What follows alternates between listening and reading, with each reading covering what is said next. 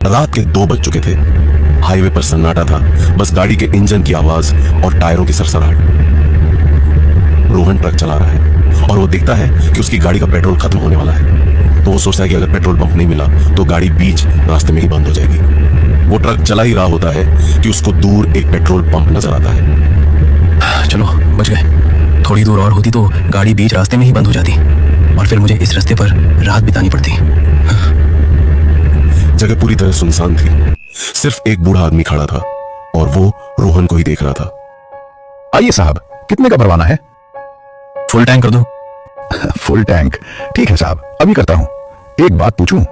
हाँ बोलो। टाइम क्या हुआ है साहब? 2:15। घड़ी नहीं है क्या तुम्हारे पास? है साहब, पर वो हमेशा 2:15 ही दिखाती है। खराब है बहुत दिनों से। अजीब बात है, कब से खराब है? याद नहीं साहब, बहुत साल हो गए शायद। तुम कब से यहाँ काम करते हो? ये भी याद नहीं साहब, बस लगता है हमेशा से यही हूँ। यहाँ बहुत कुछ अजीब है साहब। बस पेट्रोल भरवाइए और निकल जाइए। रात को यहाँ ज्यादा देर रुकना ठीक नहीं। कोई डर की बात है क्या? मैं कुछ नहीं कह सकता साहब, बस इतना कहूंगा, जो लोग यहाँ जाते हैं वो फिर आगे नहीं जा पाते। तुम मुझे डरा रहे हो? डराना नहीं है साहब, बस सच बता रहा हूँ। आपका टैंक फुल हो गया, 320 रुपए हुए हैं। ये लो। शुक्रिया साहब, संभल के जाइएगा। रोहन ने पैसे दिए और ट्रक आगे बढ़ा दी। यार ये पेट्रोल पंप का आदमी बड़ा ही अजीब इंसान था। जो सवाल पूछो तो कहता पता नहीं। खुद इस पेट्रोल पंप पे काम कर रहा है और इसको यही नहीं पता कि मुझे कितना टाइम हो गया यहाँ काम करते हुए। कुछ किलोमीटर आगे जाने के बाद उसे अजीब सा एहसास हुआ।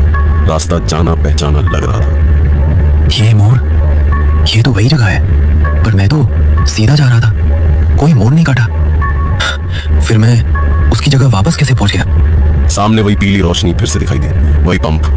रोहन ने ट्रक रोका, हैरान होकर बाहर देखा। ये कैसे हो सकता है?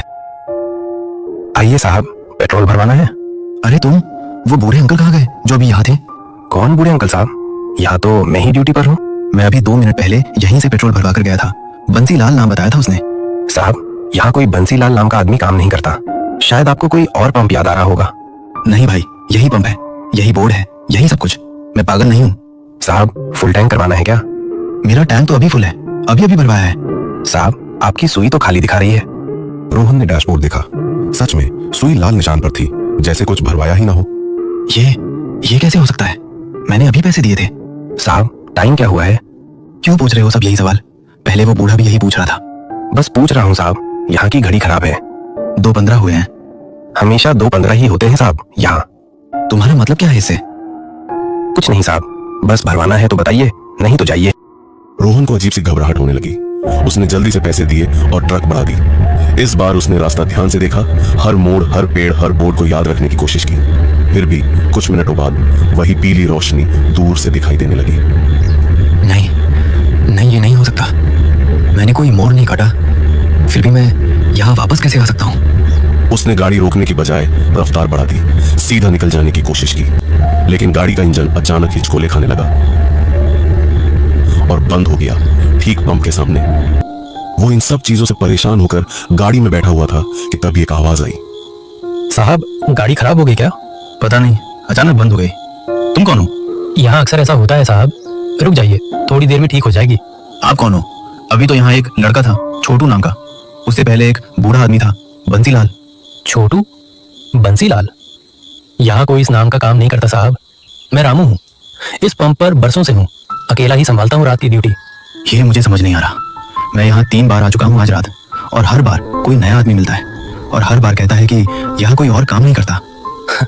3 बार? साहब, आप गिनती भूल गए या नींद में गाड़ी चला रहे हैं? नहीं भूला। पहले बंसीलाल, फिर छोटू, अब आप, और हर बार वही टाइम, 2:15। साहब, आपको लगता है वक्त आगे बढ़ रहा है? मतलब आगे क्यों नहीं बढ़ेगा वक्त? कुछ नहीं साहब, कुछ जगहें ऐसी होती हैं जहाँ वक्त एक जगह अटक जाता है। कुछ लोग भी। ये बातें डरावनी हैं। मुझे बस यहाँ से निकलना है। रास्ता बताओ आगे का। सीधा जाइए साहब, कोई मोड़ नहीं है आगे, बस सीधा। मगर साहब, एक सलाह दूं? बोलो। पीछे मुड़कर मत देखिएगा, चाहे कुछ भी सुनाई दे। क्यों, क्या है पीछे? बस सलाह है साहब, मानना न मानना आपकी मर्जी। रोहन ने ट्रक स्टार्ट किया। इस बार इंजन तुरंत चालू हो गया। उसने पूरी ताकत से एक्सीलेटर दबाया और सीधा निकल गया। कुछ देर तक सब ठीक लगा। सड़क साफ थी, कोई पंप नजर नहीं आया। रोहन ने राहत की सांस ली। चलो इस बार निकल आया, शायद वहम था सब कुछ। तभी गाड़ी के साथ साथ कोई दौड़ रहा था। ये देखने के बाद रोहन के जमीन तले पैर खिसक गए।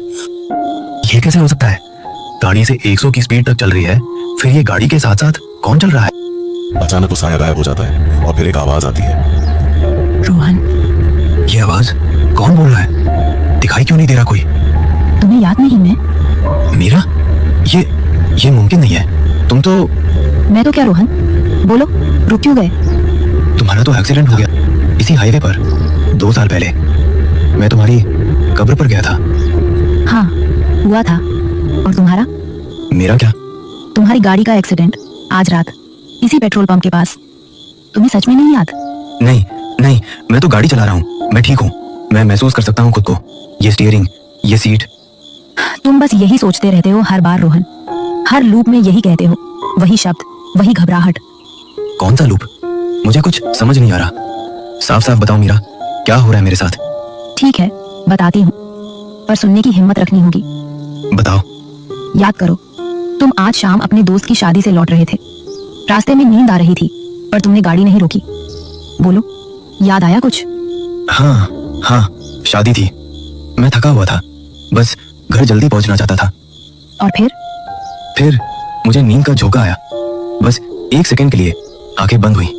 और उस 1 सेकंड में? मुझे याद नहीं।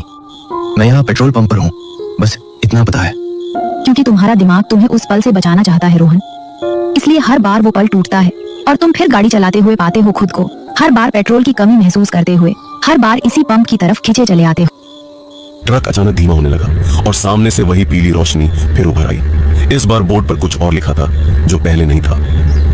ये बोर्ड ये पहले नहीं था। बोर्ड पर एक छोटी सी तख्ती लगी थी, किसी हादसे की याद में एक तारीख के साथ। आज की ही तारीख 2 साल पुरानी।